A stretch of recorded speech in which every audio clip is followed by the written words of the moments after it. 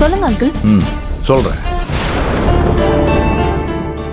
வருஷம் நம்ம குலசாமி கருப்பசாமி கோயிலுக்கு போய் கடா வெட்டி சாமி கும்பிடுறது வழக்கம். அதே மாதிரி இந்த வருஷமும் வர்ற திங்கட்கிழமை பௌர்ணமி அன்னைக்கு குலசாமி கோயிலுக்கு போய் கடா வெட்டி சாமி கும்பிட்டு வரணும்.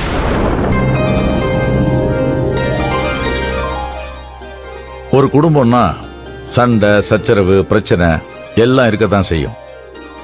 அதையெல்லாம் மூட்டை கட்டி ஓரமா வச்சுட்டு எல்லாரும் ஒரு மனசோட இருக்கணும்.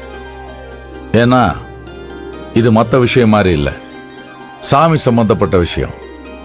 அதுவும் குலசாமி சம்பந்தப்பட்ட விஷயம்.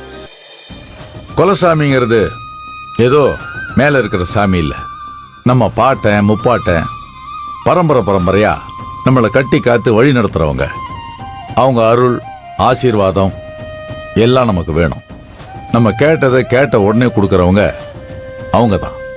அதனால பௌர்ணமி பூஜையில நம்ம குடும்பத்தில் இருக்கிற எல்லாருமே ஒருத்தர் விடாம எல்லாருமே கலந்துக்கணும்.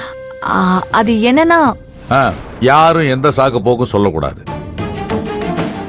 அன்னைக்கு கண்டிப்பா கோயிலுக்கு எல்லாரும் போகணும்.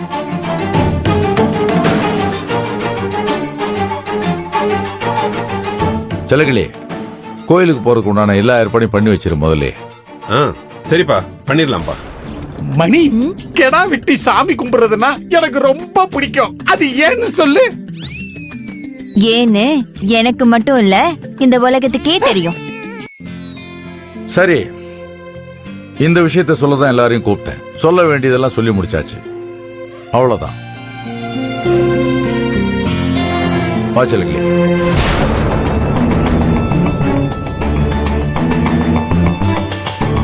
ஆண்டி, இந்த பூஜைய சாட்டர்டே சண்டேவா பார்த்து வைக்க சொல்லுங்க. ஏன் உங்க ஆபீஸ் சாட்டர்டே சண்டே வைக்க வேண்டியதானே? பௌர்ணமி அன்னைக்கு தான் வைக்க முடியும். இது கோயில் விஷயம், எல்லாத்துக்கும் சாஸ்திர சம்பிரதாயம் எல்லாமே இருக்கு, அதெல்லாம் மாற்ற முடியாது. பௌர்ணமி திங்கக்கிழமை தானே வருது, அன்னைக்கு தான் வைக்க முடியும். அதுக்கு யாரும் ஒன்றும் பண்ண முடியாது.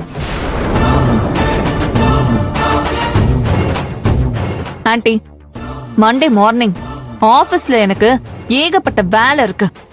அங்கிள் பாட்டுக்கு இப்ப வந்து திடீர்னு கோயிலுக்கு போகணும், குளத்துக்கு போகணும், குலதெய்வத்தை கும்பிட போகணும்னு இப்படி திடுதிப்புன்னு சொன்னா என் வேலையெல்லாம் விட்டுட்டு என்னால எப்படி வர முடியும்?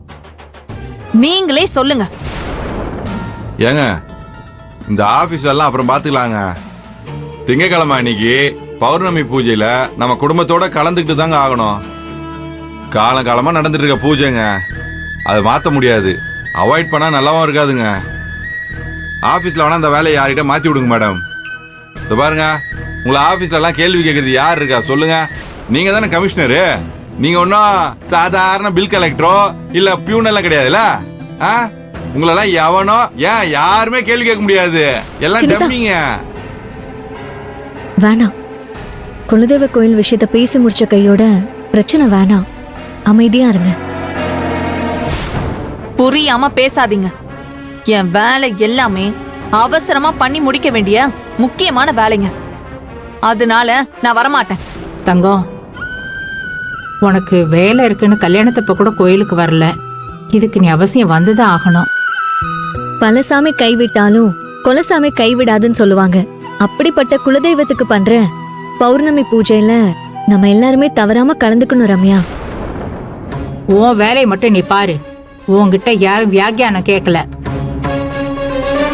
தங்கம், நீ இந்த பூஜையில கலந்துகிட்டு நீ இந்த குடும்பத்துக்கு யாரு, ஒரு மூத்த மருமகளா இந்த வீட்டோட சடங்கு சம்பிரதாயம் பெருமையில நீ தெரிஞ்சுக்கணும். இந்த பௌர்ணமி பூஜை உனக்கு நல்ல பலனை கொடுக்கும்மா. அதனால முடியாதுன்னு எதுவும் காரணம் எல்லாம் சொல்லிட்டு இருக்காம நாம இதுக்கு கண்டிப்பா போயே ஆகணும். அதுக்கு ஏத்த மாதிரி நீ கொஞ்சம் வேலையில மாத்திக்க தங்கம்.